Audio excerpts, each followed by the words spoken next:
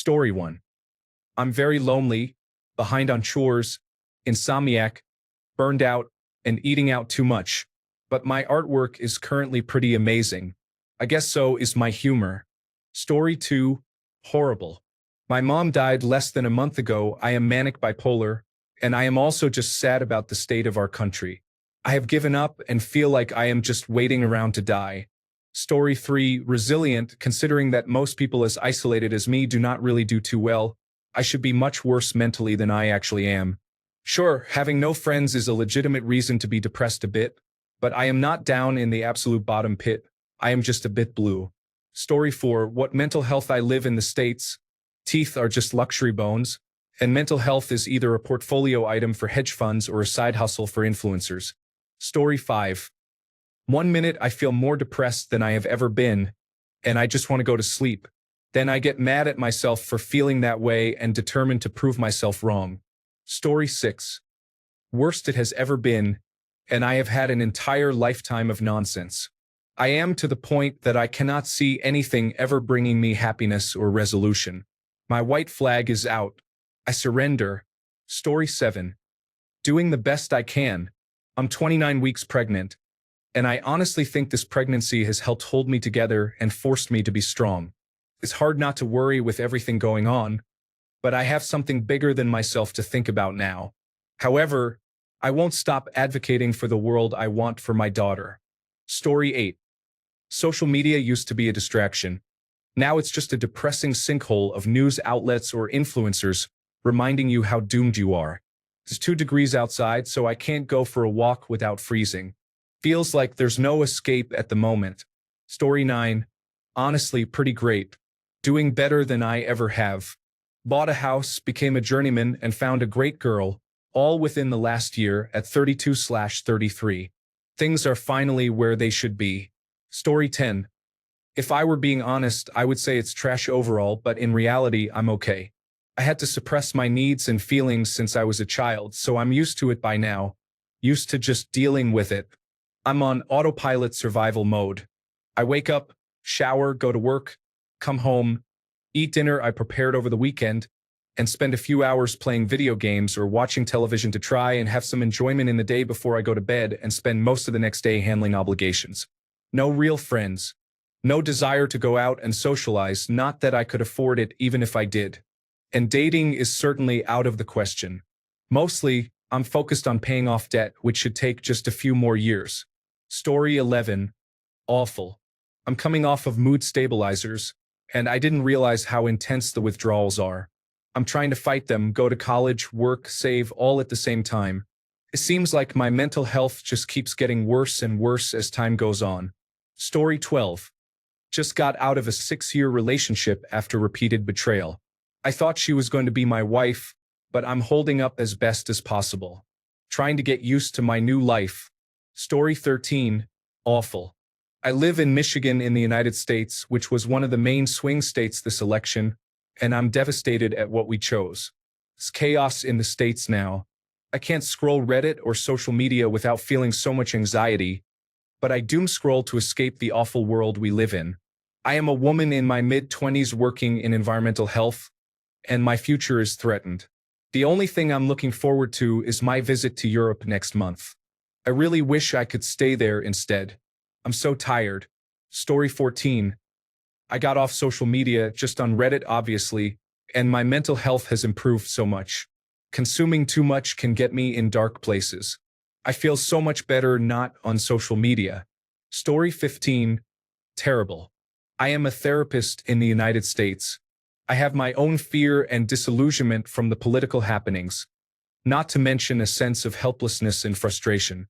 To carry my own burden as well as the burden of an additional 30-something people, all but a few of my clients are severely struggling with this, has created a continual state of anxiety and stress. I can meet my clients where they are at with compassion and care, but boy, am I drained afterward. Story 16. Better than ever. Though as a late-blooming transgender woman currently experiencing a second puberty in my mid-30s, you can imagine my emotional state isn't exactly boring. Frankly, I'm a slave to my hormones and constantly walking the knife edge between maintaining my status as a high-functioning autistic person with a full-time job and letting my hormones push me into acting like a mercurial teenage girl. This is fun. Story 17. A little fragile with latent anxiety. Friends have helped me stay on track. Too much work and could use a day off. Haven't had a single sick day in forever. That might help if I figure out how to do it right. Story 18. It's a roller coaster. I yearn for something impactful to do to stem this flow of idiocy. Yet there is nothing. I find myself melancholy, despondent, and then so incredibly angry I want to toss a bottle with a rag in the top of it at something. I am also going back to my poverty lessons. What food can be stored for a long time? Where is the powdered milk and powdered eggs? When does this protein powder expire? Close the wallet. Story 19. Stressed to be honest? I have a newborn and am returning to work Thursday, and my husband does not help much with our kid. It is sad for him because he hears his dad walk by and dad does not go see him because he does not want to. He gets excited and then sad because he really likes my husband. It is also sad for me because I am exhausted and stressed. Story 20. My 2025 has been the worst ever already. My brother was unexpectedly diagnosed with stage 4 cancer despite being healthy. Another family member nearly died in a house fire. 2 different grandmothers had a fall, and several others are having different health scares. My husband had to switch jobs, and my own job has been rocky. Plans for my birthday were canceled because I got sick with 2 different flu viruses that knocked me down for about 2 weeks. I've had several breakdowns the last couple of months. One good thing is that I had a great Valentine's Day. That was the most recent highlight for me. Hoping things get better soon. Story 21. Well, I went to the hospital the other night thinking I was having a heart attack. Got really hot, mild chest pain. Both arms went pins and needles tingly, really weak. Heart attack in women can look like that, so naturally, my fiancé took me to the emergency room. Had all the tests done, it was nothing acute. Not even angina. They were asking me if I was stressed lately. Who isn't? So yeah, not great. Got to make a follow-up with my primary care doctor, and I guess this will be the focus of my next therapy appointment. I've never had panic attacks before. Story 22. Not great, which is unfortunate because I had finally started getting it on track after almost 30 years of misdiagnoses and medications that either never helped or made it worse. On Inauguration Day, all the progress I've made so far fell apart, and I haven't been great since. I got put on an as-needed anti-anxiety medication, and it turns out as needed is basically every day. I'm having to look for a new therapist because my current one is a supporter of Donald Trump. Feels like I'm hanging on by a thread these days. Story 23. Total failure. Parents are failing. Marriage is failing. Civilization is failing. I'm not even sure what the point is anymore. Seeing a new therapist today, but not for long because of the cost. Story 24. As someone in the United States in a conservative state who has a heart and has dedicated their life to working with individuals who are severely mentally ill, chronically homeless, in active addiction, and or have other disabilities, things are not great. I worry that all my efforts will be pointless because every single safety net is being torn to shreds. The welfare system is already extremely strained, dysfunctional, and difficult to navigate. There is not enough assistance to go around. Now that the middle class is being let go, hospitals defunded, and so on, everyone is going to need help that does not exist. I have to try to avoid reading the news because it sends me into a spiral. There is no such thing as security in this godforsaken country anymore unless you are in the top 1%, but even that is becoming more like 0.01%. Story 25. I am sick of the winter right now. February seems to be the month for me with seasonal affective disorder. It happens every year. Then once it starts to warm up in April, I start to feel better and gain a better outlook on everything. Story 26. Way better with a sudden shift. 2 months after breaking up with a toxic as F***ck, cheating, lying, and manipulative ex, I am able to go out and feel a bit like myself again. Story 27. I have never felt so defeated. My husband and I got married young and had a baby together. Our son is now 4 years old, and I am currently 8 months pregnant with our second child. He was very addicted to pornography during our first 4 years together. We decided to take a year to better ourselves, and we just reconnected about 12 months ago. He has been a very caring and supportive partner this entire time, and I genuinely cannot fathom why he would do this. He cheated on me a day before my birthday with a prostitute and put me and our unborn child at risk for sexually transmitted diseases. I cannot decide if I want to try and make it work for our children, and also because I really love this man. I really want to, but this hurts more than words can explain. I have nobody to vent to.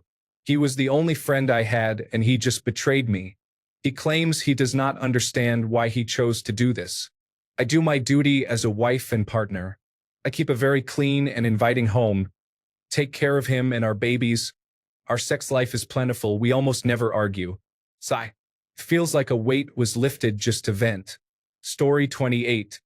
Extremely poor today. I feel like I have no right to complain about anything, and I'm just a big baby. Really want to not be alive today. It's a wish I had been aborted kind of life in general, though, so maybe I should just perform an extremely late stage one. Story 29. I wish I could go to a mental health retreat for a month, be fed well, and do group yoga and therapy. All the things that I know make me feel better, but I cannot muster the motivation to do on my own. But alas, I'm lower middle class like the majority of the United States and can't do things like this. So I trudge on, go to therapy, talk about all my struggles, the things I know I need to do but can't manage, and take my medications. Story 30. It's the worst it's ever been due to health challenges. Losing my job, not being able to drive, do my hobbies, do housework, have a social life, constant severe pain, and the fear of the future. Story 31. Not great. Pitbull Symphony since 4 a.m. is driving me nuts. I despise people who have to announce their comings and goings through the use of a loud vehicle like a Harley-Davidson motorcycle or a pack of pit bulls. So inconsiderate and annoying. The lady up the street from me got mauled by one of these beasts, so I can't imagine how she feels hearing that. She vowed that she would have the police shut it down and said, "Good luck, honey, I tried. It's time to move and live among civilized people who respect peace and quiet." Story 32. Awful. Valentine's Day was supposed to be the day my fiancé and I rekindled our sex life. Our son and we both ended up with a nasty illness, and it's still hitting us all hard.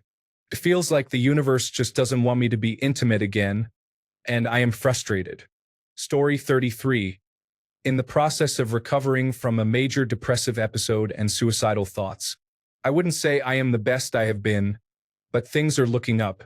I spent 6 months of my life wishing the worst death on myself, and now I have a cat and a temporary job, and life is getting better bit by bit.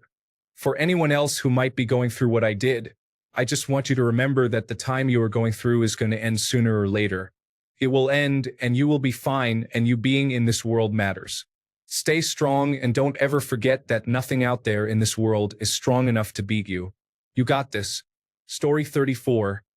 All things considered, it's pretty good.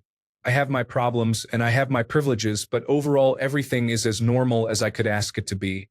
Especially now, in the middle of job hunting and moving. There are larger scale problems I worry about, but my smaller bubble of life is pretty okay. Story 35. It is getting better, still a bit rough at moments because of certain situations, but still improving compared to September of last year. Dating someone in recovery is not easy.